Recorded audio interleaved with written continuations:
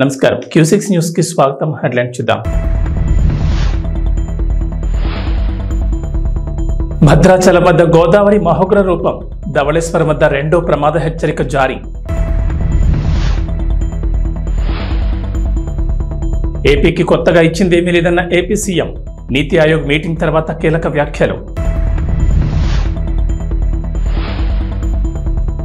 CM Revanth Reddy bumper offer, తిరస్కరించిన అక్బరుద్దీన్ ఓవైసీ.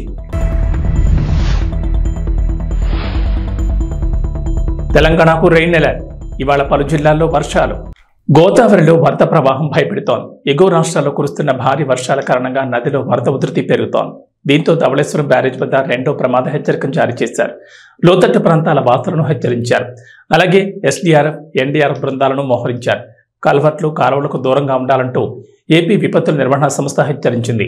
మరోవైపు పోలవరం ముంపు మండలాల్లో మంత్రుల బృందం పర్యటించింది. వరదలు తగ్గిన తర్వాత ప్రభుత్వం నుంచి ఆర్థిక సహాయం చేస్తామని హామీ ఇచ్చింది. తెలుగు రాష్ట్రాల్లో కురుస్తున్న వర్షాలకు తోడు ఎగువన ఉన్న రాష్ట్రాల్లో కురుస్తున్న భారీ వర్షాలకు గోదావరిలో వరద పెరుగుతోంది. శనివారం ఉదయం నుంచి గోదావరి నదిలో వరద ప్రవాహం క్రమంగా పెరుగుతోంది. భద్రాచలం వద్ద గోదావరి నది ఉధృతంగా ప్రవహిస్తోంది. భద్రాచలం వద్ద గోదావరి నది నీటి మట్టం 53 అడుగులకు చేరడంతో మూడో ప్రమాద హెచ్చరికను అధికారులు జారీ చేశారు. వరద ప్రవాహం పెరగడంతో కోనవరం, విఆర్పురం, చింతూరు మండలాలకు రాకపోకలు నిలిచిపోయాయి. మూడో ప్రమాద హెచ్చరిక జారీ చేయడంతో లోతట్టు ప్రాంతాల ప్రజలను అధికారులు అప్రమత్తం చేశారు. అటు ధవళేశ్వరం బ్యారేజ్ వద్ద గోదావరి ఉధృతంగా ప్రవహిస్తోంది. ప్రస్తుతం ధవళేశ్వరం కాటన్ బ్యారేజ్ వద్ద 13.75 అడుగుల నీటి మట్టం కొనసాగుతోంది. దీంతో 13 లక్షల క్యూసెక్ల నీటిని అధికారులు దిగువకు విడుదల చేస్తున్నారు. అలాగే రెండో ప్రమాద హెచ్చరికను జారీ చేశారు. ఈ నేపథ్యంలో గోదావరి పరివాహక ప్రాంత ప్రజలు అప్రమత్తంగా ఉండాలని ఏపీ విపత్తుల నిర్వహణ సంస్థ హెచ్చరించింది. సహాయక చర్యల కోసం ఎస్డీఆర్ఎఫ్, ఎన్డీఆర్ఎఫ్ బృందాలను సిద్ధం చేసింది. అలాగే కాలువలు, కల్వర్ట్లకు ప్రజలు దూరంగా ఉండాలని సూచించింది. గోదావరి దిగువనకు రావడం జరుగుతున్నది. దీంతో ధవళేశ్వరం బ్యారేజ్ దగ్గర క్రమేపీ గోదావరి వరద నీటి మట్టం పెరగడం జరుగుతుంది. అయితే ప్రస్తుతం ధవళేశ్వరం బ్యారేజ్ దగ్గర చూస్తే 15.20 అడుగుల వద్ద గోదావరి వరద నీటి మట్టం కొనసాగుతుంది. ఇది మరింత కొద్ది వరకు కూడా పెరిగి తర్వాత తగ్గుముఖం పడుతుంది. అంటే ఎగువ ప్రాంతాల్లోని వర్షాలు తగ్గుముఖం పట్టడంతో ఎగువ ప్రాంతాల్లోంచి వచ్చే వరద నీరంతా కూడా తగ్గుతుందో ఇక్కడ ధవళేశ్వరం బ్యారేజ్ దగ్గర కూడా మరో కొంతవరకు కూడా పెరిగి. కేంద్ర ప్రభుత్వం ఇటీవల ప్రవేశపెట్టిన బడ్జెట్ గురించి దేశవ్యాప్తంగా చర్చ నడుస్తోంది. కేంద్ర ఆర్థిక మంత్రి నిర్మలా సీతారామన్ ప్రవేశపెట్టిన కేంద్ర బడ్జెట్లో ఆంధ్రప్రదేశ్, బీహార్ రాష్ట్రాలకు అధిక ప్రాధాన్యం ఇచ్చారనే విమర్శలు వస్తున్నాయి. ఏపీ రాజధాని అమరావతికి 15,000 కోట్లు కేటాయింపు, బీహార్లో రోడ్లు, ఇతర మౌలిక సదుపాయాల కల్పనకు 26,000 కోట్లు బడ్జెట్లో కేటాయించడంతో ఈ విమర్శలు వచ్చాయి. ముఖ్యంగా ఇండియా కూటమి నేతలు దీనిపై విమర్శలు గుప్పించారు. ప్రతిపక్షాలు అధికారంలో ఉన్న రాష్ట్రాలపై కేంద్రం సీతకన్ను వేసిందంటూ ఆరోపించారు. ఈ నేపథ్యంలో ఈ ఆరోపణలపై ఏపీ సీఎం చంద్రబాబు స్పందించారు. నీతి ఆయోగ్ సమావేశంలో పాల్గొనేందుకు ఢిల్లీకి వెళ్లిన చంద్రబాబు సమావేశం ముగిసిన తర్వాత మీడియాతో మాట్లాడారు. ఈ క్రమంలోనే చంద్రబాబు కీలక వ్యాఖ్యలు చేశారు. కేంద్ర ప్రభుత్వం ఏపీకి కొత్తగా ఇచ్చింది ఏమీ లేదని చంద్రబాబు నాయుడు అభిప్రాయపడ్డారు. దీనిపై కావాలని రాజకీయ చేయడం తగదని చంద్రబాబు అన్నారు. ఏపీకి జీవనాడైన పోలవరం ప్రాజెక్టు, రాజధాని అమరావతి నాశనమయ్యాయన్న చంద్రబాబు వైసీపీ పాలనలో రాష్ట్రం నుంచి పరిశ్రమలు పారిపోయాయని అన్నారు. రాష్ట్ర అభివృద్ధిపై నమ్మకంతోనే ఏపీ ప్రజలు ఎన్డీఏ కూటమికి ఓట్లేసి గెలిపించారని చెప్పారు. ఇక ఉమ్మడి ఆంధ్రప్రదేశ్ విభజన వలన ఏపీ నష్టపోయిందన్న చంద్రబాబు దీనికి కాంగ్రెస్ పార్టీ కూడా కారణమని ఆరోపించారు. పునర్నిర్మాణం కోసం కేంద్రాన్ని సహాయం అడుగుతున్నామని, పాత బకాయిల్ని చెల్లించాలని కోరుతున్నట్లు చెప్పారు. కేంద్రం కొత్తగా ఇచ్చిందేమీ లేదన్న ఏపీ సీఎం చంద్రబాబు అనవసరంగా రాజకీయం చేయొద్దని సూచించారు. ఆంధ్రప్రదేశ్ డిప్యూటీ సీఎం పవన్ కళ్యాణ్ పాలనలో తన మార్పు చూపిస్తున్నారు. డిప్యూటీ సీఎంగా 5 ముఖ్యమైన శాఖలకు మంత్రిగా వ్యవహరిస్తున్న పవన్ కళ్యాణ్ తన దృష్టికొచ్చిన సమస్యలను, ఫిర్యాదులను వేగంగా పరిష్కరిస్తూ మన్ననలు అందుకుంటున్నారు. ఈ క్రమంలోనే శనివారం తన కార్యాలయానికి వచ్చిన వినతులు, ఫిర్యాదులను పవన్ పరిశీలించారు. వాటి పరిష్కారంపై అధికారులతో చర్చించారు. ఈ క్రమంలోనే తిరుపతి జిల్లా వెంకటగిరి నుంచి వచ్చిన ఓ ఫిర్యాదు పవన్ను కదిలించింది. వెంటనే చర్యలు తీసుకోవాలని పోలీసులను ఆదేశించారు. ఏరు దాటేదాకా వాడ మల్లన, ఏరు దాటిన తర్వాత బోడి మల్లన. రాజకీయ నేతల తీరు ఇలాగే ఉంటుంది. ప్రచారం సమయంలో ఓట్ల కోసం అనేక మాటలు చెప్పే నేతలు ఆ తర్వాత వాటిని మర్చిపోతూ ఉంటారు. అలాగే పరిష్కరిస్తామంటూ ప్రజల నుంచి అర్జీలు తీసుకునే నేతలు వాటిని ఏమాత్రం చూస్తారనేది డౌట్, అనుమానమే. కానీ AP deputy CM Pawan Kalyan ఆ విషయంలో తన రూట్ సెపరేట్ అని నిరూపించుకున్నారు. తన కార్యాలయానికి వచ్చిన ప్రతి అర్జీని పరిశీలిస్తూ వాటి పరిష్కారానికి ప్రయత్నిస్తున్నారు. ఈ లేఖతో పాటుగా యువకుల వివరాలు, బైక్ మీద తిరుగుతున్న ఫోటోలను, నంబర్ ప్లేట్ల వివరాలను సైతం పవన్ కళ్యాణ్కు పంపించారు. హెచ్చరిస్తే బెదిరింపులకు దిగుతున్నారని, మహిళా ఎస్ఐని సైతం వేధించారని పవన్ కళ్యాణ్కు ఫిర్యాదు చేశారు. మరోవైపు వెంకటగిరి వాసుల ఫిర్యాదుపై పవన్ కళ్యాణ్ వెంటనే స్పందించారు. తిరుపతి ఎస్పీ సుబ్బారాయుడుతో ఫోన్లో మాట్లాడారు. ఎన్టీఆర్ కాలనీ నుంచి వచ్చిన సమస్యను తక్షణమే పరిష్కరించాలని, ఆడపిల్లలను, మహిళలను వేధించే వారిపై కఠినంగా వ్యవహరించాలని స్పష్టం చేశారు. పోలీసులు కూడా దీనిపై దృష్టి సారిస్తామని పవన్ కళ్యాణ్కు తెలిపారు. that, sir, because the sixth line, one of the person in sixth line, sir, NTR colony complaint, sir. Already we have taken these two guys to the police station and physically counseled and already given warning and ఒక motor cycle చెన్నైకి వెళ్ళింది అంటే ఇంకో motor cycle దొరికి దానికి immediate గా ఈ silencer కూడా చేశారు సార్. రెండోసారి ఇప్పుడు మళ్ళీ పంపిస్తున్నారు సార్. నాకు రెగ్యులర్ కంప్లైంట్స్ అంటే రౌడిజం ఎక్కువ అయిపోయిందని కొంచెం మీరు అది కొంచెం సీరియస్గా తీసుకోవాలి సార్. ప్లీజ్ కాంటాక్ట్ ఒకసారి అందరికీ జనరల్ కౌన్సిలింగ్ ఇచ్చేయండి సార్. ఫర్ సిటిజన్ కొంచెం ముందుకు రమ్మని చెప్పండి సార్. Otherwise thank you.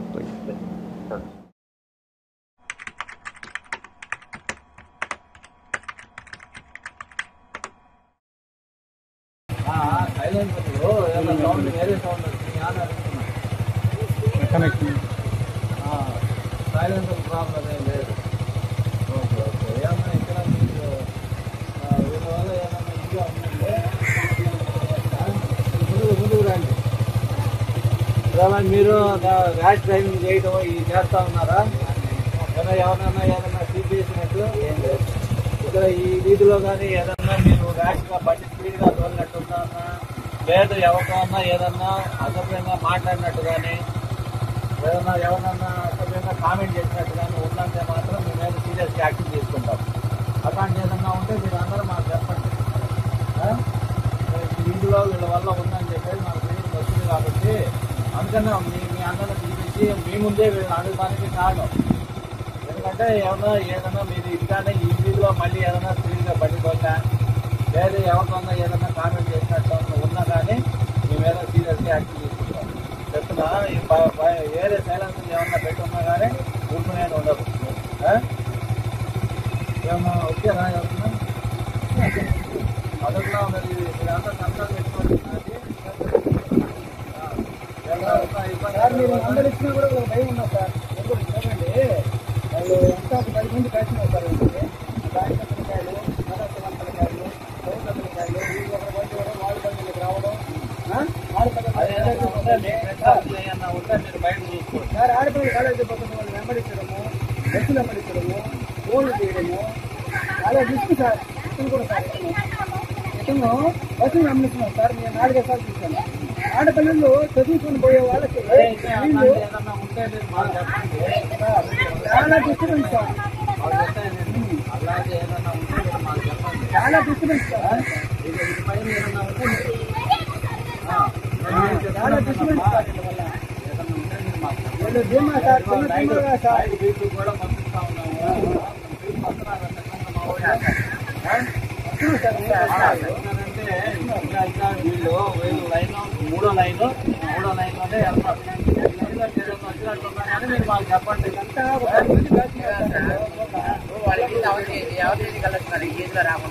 అందుకే చెప్తా ఉన్నాను నేను. చిన్న బిడ్డలు బైక్ లో పోతుంటే మీ వీధిలోనే వెళ్ళండి, మీ వీధిలోనే రండి. వీధిలో మీ బంధువులు ఏమన్నా ఉన్నారనుకుంటే అప్పుడు మీరు సైలెన్స్ రండి. ఇబ్బంది ఏం లేదు. మీరు ఇబ్బంది అసెంబ్లీ ఎన్నికల్లో ఎన్డీఏ కూటమి ఇచ్చిన ముఖ్యమైన హామీల్లో ఒకటైన మహిళలకు ఉచిత బస్సు ప్రయాణాన్ని త్వరలోనే ఆంధ్రప్రదేశ్ ప్రభుత్వం అమలు చేయనుంది. ఇందుకు సంబంధించిన విధి విధానాలపై ఆర్టీసీ అధికారులు అధ్యయన నివేదికను సిద్ధం చేశారు. ఈ పథకం వల్ల ఏపీఎస్ఆర్టీసీకి నెలకు 250 కోట్ల వరకు భారం పడుతుందని అంచనాకొచ్చారు. ఇప్పటికే మహిళలకు ఫ్రీ బస్ పథకాన్ని తెలంగాణ, కర్ణాటక రాష్ట్రాల్లో అమలవుతుండటంతో వాటిని పరిశీలించారు. ఏ బస్సుల్లో ప్రయాణం ఉచితం, ప్రభుత్వం నుంచి చెల్లింపులేలా తదితర వివరాలను అధ్యయనం చేశారు. సోమవారం ఆర్టీసీ రవాణా శాఖలపై ముఖ్యమంత్రి నారా చంద్రబాబు నాయుడు సమీక్ష నిర్వహించనున్నారు. ఈ సమీక్షలో మహిళలకు ఉచిత బస్సు ప్రయాణం పథకం అమలుపై కీలక చర్చ జరగనుంది. దీంతో అధికారులు ముందుగా నివేదికను రూపొందించారు. ఆర్టీసీలో రోజుకు సగటున 36-37 లక్షల మంది ప్రయాణిస్తుండగా వీరిలో 40% మంది మహిళల్ని అంచనా వేశారు. అంటే దాదాపు 15 లక్షల మందికి ఉచిత ప్రయాణం అమలు చేయాల్సి ఉంటుంది.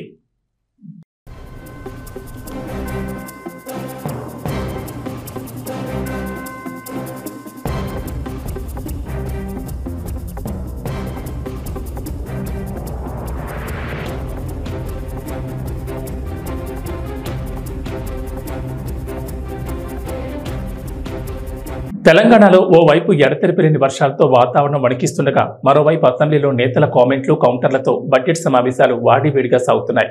అధికార ప్రతిపక్ష నేతలకు మధ్య మాటల తోటాలు పేలుతున్నాయి. బడ్జెట్ మీద జరుగుతున్న చర్చ సందర్భంగా అధికార పక్షం మొత్తం ఒకవైపు, ప్రతిపక్ష పార్టీ నుంచి హరీష్ రావు ఒకవైపుగా మాటల యుద్ధమే నడిచింది. సభ మొత్తం హాట్గా జరుగుతున్న వేళ ఓ ఇంట్రెస్టింగ్ సన్నివేశం చోటు చేసుకుంది. ఎంఐఎం ఎమ్మెల్యే అక్బరుద్దీన్ ఓవైసీకి సీఎం రేవంత్ రెడ్డికి మధ్య ఆసక్తికర సంభాషణ జరిగింది. హైదరాబాద్లో మెట్రో విస్తరణ పనులపై మాట్లాడిన అక్బరుద్దీన్ ఓవైసీ పాత బస్తీకి మెట్రో రైలును విస్తరించాలని డిమాండ్ చేశారు. తమతో 9 ఏళ్ల పాటు కలిసి ఉన్న కేటీఆర్ తెస్తున్నామంటూ టైంపాస్ చేశారు తప్ప ముందడుగు వేయలేదని అసహనం వ్యక్తం చేశారు. వైఎస్ రాజశేఖర రెడ్డి సీఎంగా ఉన్న సమయంలో హైదరాబాద్కు మెట్రో కావాలని తానే డిమాండ్ చేశానని, ఆయనతో కలిసి ఢిల్లీ కూడా వెళ్లినట్లు వివరించారు. చివరికి పోరాడి తీసుకొచ్చామని, కానీ తన ప్రాంతంలోనే ఇప్పుడు మెట్రో సేవలు లేవని, ఇంతకంటే ఘోరం మరొకటి ఉండదంటూ అక్బరుద్దీన్ చెప్పుకొచ్చారు. ఈ క్రమంలో అక్బరుద్దీన్ ఓవైసీకి సమాధానమిచ్చిన సీఎం రేవంత్ రెడ్డి పాత బస్తీ మెట్రోకే ఎక్కువ నిధులు కేటాయించామన్నారు. 4 ఏళ్లలో పూర్తి చేస్తామని స్పష్టం చేశారు. వచ్చే ఎన్నికల్లో అదే మెట్రోలో వచ్చి పాత బస్తీలో ఓట్లు అడుగుతామని తెలిపారు. వీలైతే పాత బస్తీలో కాంగ్రెస్ పార్టీ అభ్యర్థిని గెలిపించాలని అక్బరుద్దీన్ రిక్వెస్ట్ చేస్తామని చెప్పుకొచ్చారు. అలా అయితే మరి నా పరిస్థితి ఏంటని అక్బరుద్దీన్ ప్రశ్నించగా అసెంబ్లీ సాక్షిగా బంపర్ ఆఫర్ ఇచ్చారు. రేవంత్ రెడ్డి ఇచ్చిన ఆఫర్పై స్పందించిన అక్బరుద్దీన్ ఓవైసీ తన పార్టీలో తాను సంతోషంగానే ఉన్నానని తెలిపారు. కొడంగల్ నుంచి పోటీ చేసే ఆసక్తి లేదని స్పష్టం చేశారు. పాత బస్తీలో కాంగ్రెస్ పార్టీకి ఎందుకు తక్కువ ఓట్లు వచ్చాయో దానిపై దృష్టి పెట్టాలని సూచించారు. పార్లమెంట్ ఎన్నికల్లో 12 నుంచి 15 సీట్లు కాంగ్రెస్ పార్టీకి వస్తాయని ఆశించానని, కానీ 8కే పరిమితమయ్యారని, అందుకు కారణాలేంటో బేరీజు వేసుకోవాలని రేవంత్ రెడ్డికి సూచించారు. రేవంత్ రెడ్డి తనకు నిజమైన మిత్రుడంటూ చెప్పుకొచ్చారు అక్బరుద్దీన్ ఓవైసీ. अकबर साहब वो प्राइम मिनिस्टर है, ऐसा नहीं बोलना चाहिए. अकबर साहब आपके जुमले गलत है, डिमोनेटाइजेशन अच्छा है, ऐसा बोले केसीआर साहब. मुझे याद है आज वो भी. अकबर साहब आप बेफिक्र रहिए, एक भी पैसा हमारा नहीं जाएगा. और फिर 1-2 साल के बाद वही केसीआर साहब बोले गवर्नमेंट ऑफ इंडिया पैसे नहीं. आपने असेंबली में कहा था यहीं से, हाँ अकबर साहब छुक छुक छुक छुक चलेगी आपके पास, ना छुक छुक है ना कुछ है, कुछ भी नहीं है, नहीं चल रही है. केटीआर साहब बोलते थे अकबर भाई दे देंगे आपको, दे दिए जियो हो गया भाई काम, बोले नेक्स्ट उसमें ले लेंगे. होते होते साहब अब मैं बूढ़ा होने आ गया, सब व्हाइट बाल हो रहे हैं. అసెంబ్లీలో అక్బర్ సార్ చెప్తుంటే అందరు నవ్వుడే నవ్వుడు. ఇక ఇది నుండి రేవంత్ రెడ్డి సాబ్ who is a very good friend of mind. Yes, I want to come on record. Yes, I want to come on record. It is a very happy moment for me कि my childhood friend is sitting there, sir. बच्चे क्या करेंगे, ये खाली फिरते रहते हैं. देखो एक बच्चा यहाँ है, एक बच्चा वहाँ बैठा है. అరే వా రేవంత్ రెడ్డి సార్ ఎప్పటికెళ్ళో నాకు దోస్తు సీఎం అవుడు ఫుల్ ఖుషిగా ఉందంటాండు. अब पिछले दोस्त को 10 साल देके ना, ये दोस्त को 4 साल समय दो. आपके चंद्रायन गुट्टा में मैं खड़े रहकर मेट्रो स्टेशन में आपको वोट मांगेंगे कि भाई इस बार चंद्रायन गुट्टा में कांग्रेस ओबीसी को आपको ज्यादा प्यार है. ओबीसी ఆ దోస్తుకు 10 ఏళ్ళు టైం ఇచ్చినా నాకు 4 ఏళ్ళు ఇస్తే చాలు ఓల్డ్ సిటీకి మెట్రో రైలు పక్కా తెస్తా అన్నాడు. बाबू देखो ये बनाना पड़ेगा, नहीं तो चरलापल्ली या नहीं तो चंचलगुड़ा में बैठना पड़ता बोल के मैं एल&टी कंपनी को सीधा सीधा बोल दिए. ఈడికే అయిపోలే నా కొడంగల్లో పోటీ చేయని అక్బర్ బాయ్కి ఆఫర్ ఇచ్చిండు. अगर कोडंगल से मेरा कांग्रेस के बी फॉर्म लिए तो अकबर साहब को जिताने की जिम्मेदारी मेरी है, मैं जिम्मेदारी लेता हूँ. हमारे भाई को हम डिप्टी सीएम बना लेके यहाँ पर बिठा के अच्छा जो बजट सैंक्शन है उन्हीं से बजट सैंक्शन करवा देंगे. I don't want to come to Kodangal, sir. చూస్తాంటిగా Congress Majlis నడుమ దోస్తానా షురు అయినట్టే ఉంది. మేము హైదరాబాద్ ఓల్డ్ సిటీని ఇస్తాంబుల్ చేస్తామని అబద్ధాలు చెప్పి మేము మోసం చెయ్యము. న్యూయార్క్ కరీంనగర్ని న్యూయార్క్ చేస్తా అని మేము చెప్పము. వరంగల్ని లండన్. హైదరాబాద్ విశ్వనగరంగా అభివృద్ధి చెందుతోంది. అనేక జాతీయ అంతర్జాతీయ సంస్థలు నగరంలో తమ సంస్థ కార్యకలాపాలు సాగిస్తున్నాయి. ప్రపంచ నగరాలతో పోటీ పడుతూ దూసుకెళ్తోంది. ఈ నేపథ్యంలో నగరాభివృద్ధిపై రాష్ట్ర ప్రభుత్వం ప్రత్యేక ఫోకస్ పెట్టింది. మూసీ నది ప్రక్షాళన, హైడ్రా, నగర సుందరీకరణ, గార్డెనింగ్ తదితర అంశాలను ప్రాధాన్యంగా తీసుకుంటున్నారు. ఈ నేపథ్యంలోనే నగరానికి కొత్త రూపు తీసుకొచ్చే అంశంపై జీహెచ్ఎంసీ కమిషనర్ ఆమ్రపాలి కీలక నిర్ణయం తీసుకున్నారు. హైదరాబాద్ సిటీ సుందరీకరణ, పచ్చదనం పెంపునకు సంబంధించి మెరుగైన విధానాల రూపకల్పనపై ఓ కమిటీని ఏర్పాటు చేశారు. 2 ఐఏఎస్ అధికారులు, ఓ పురపాలక శాఖ ఉన్నతాధికారితో కలిపి కమిటీని ఏర్పాటు చేశారు. హైదరాబాద్ నగరం భవిష్యత్తును దృష్టిలో ఉంచుకుని మెరుగైన పద్ధతులను గుర్తించాలని కమిటీకి ఆమ్రపాలి దిశానిర్దేశం చేశారు. ఇవే కాకుండా నగరాభివృద్ధిపై మరో 2 కమిటీలను ఏర్పాటు చేస్తూ ఉత్తర్వులు జారీ చేశారు. నగరంలోని వివిధ ప్రాంతాల్లో గల పార్కులు, నర్సరీలు, రోడ్ డైవర్షన్లు, ప్రధాన కూడళ్లు తదితర ప్రదేశాల అభివృద్ధికి ఎదురయ్యే సమస్యలను గుర్తించడం, ఆ సమస్యలకు పరిష్కార మార్గాలను సూచించాలని కమిషనర్ ఆమ్రపాలి మరో కమిటీని కూడా ఏర్పాటు చేశారు. కమిటీలో LB Nagar ZC Hemant Keshav Patil, Charminar zonal commissioner T Venkanna, జీవ వైవిధ్య విభాగం అదనపు కమిషనర్ సునందారాణి సభ్యులుగా ఉన్నారు. ఈ కమిటీ నివేదిక ఆధారంగా అభివృద్ధి పనులను చేపట్టనున్నారు. మద్యం సేవించి వాహనాలు నడపడం నేరం. అలా నడపడం వారి ప్రాణాలే కాకుండా రోడ్డుపై వెళ్లే వారి ప్రాణాలకు కూడా ముప్పు తెస్తోంది.